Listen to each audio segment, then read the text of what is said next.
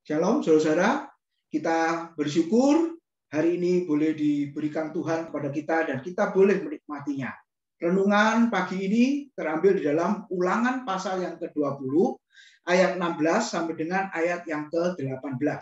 Yang berbunyi demikian, tetapi dari kota-kota bangsa-bangsa itu yang diberikan Tuhan Allahmu, kepadamu menjadi milik pusakamu, janganlah kau biarkan hidup apapun yang bernafas, melainkan kau tumpas sama sekali, yakni orang Het, orang Amori, orang Kanaan, orang Feris, orang Hewi, dan orang Yebus, seperti yang diperintahkan kepadamu oleh Tuhan Allahmu, supaya mereka jangan mengajar kamu berbuat sesuai dengan segala kekejian yang dilakukan mereka bagi Allah mereka, sehingga kamu berbuat dosa kepada Tuhan Allahmu. Amin. Saudara-saudara yang dikasihi oleh Tuhan, seringkali muncul pertanyaan, Allah di dalam perjanjian lama apakah berbeda dengan Allah yang ada di dalam perjanjian baru?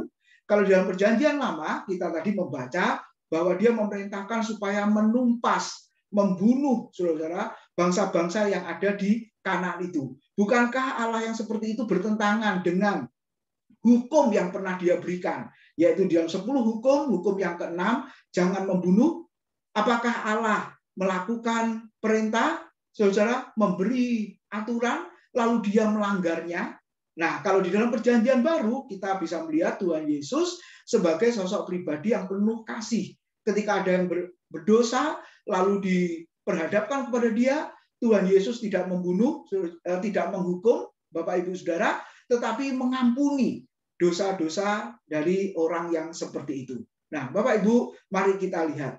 Di dalam perjanjian lama, kenapa seolah-olah Allah melawan hukum yang dia berikan? Apakah dia melawan hukum itu? Jawabannya tidak. Kenapa tidak? Karena dia adalah Allah yang berdaulat, Allah yang berkuasa atas hukum. Dia yang memberi kehidupan, dia juga yang mengambil kehidupan. Dia yang memberi kelahiran, saudara-saudara, dia juga yang mengambil dan sebagainya. Nah, di dalam bagian ini kita bisa melihat kenapa, saudara-saudara? Karena Allah itu adalah Allah yang berkuasa, Allah yang berotoritas atas kehidupan. Satu contoh yang sederhana. Kita di jalan, ada rambu-rambu, saudara-saudara. Siapa yang membuat, siapa yang memberi wewenang untuk ada rambu-rambu itu? Bapak polisi, saudara-saudara. Suatu saat dia mengizinkan, saudara, orang yang berkendara untuk melawan arus atau melanggar peraturan. Kenapa? Karena ada kasus khusus, mungkin ada kemacetan, saudara, ada kecelakaan, sehingga tidak bisa berjalan dengan normal, akhirnya perjalanan dialihkan. Pertanyaannya, apakah polisi melanggar perintah yang dia berikan?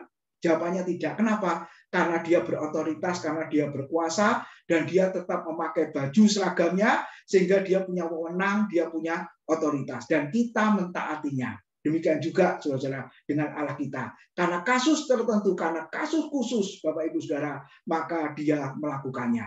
Kita bersyukur punya Allah yang berkuasa. Kita bersyukur punya Allah yang berdaulat. Bahkan Tuhan Yesus pernah mengatakan, dan rambut satu helai pun jatuh, kata Alkitab, itu juga ada di dalam kehendak dan kedaulatan Tuhan. Jadi Bapak Ibu, dari hal yang terkecil, dari hal yang sepele, ternyata dia memperhatikan hidup kita. Jadi jangan takut, jangan khawatir untuk menghadapi hari-hari ke depan ini. Karena kita punya Allah yang berotoritas, kita punya Allah yang berkuasa atas hidup kita. Selamat pagi, selamat beraktivitas, selamat beribadah, dan selamat melayani Tuhan. Tuhan memberkati.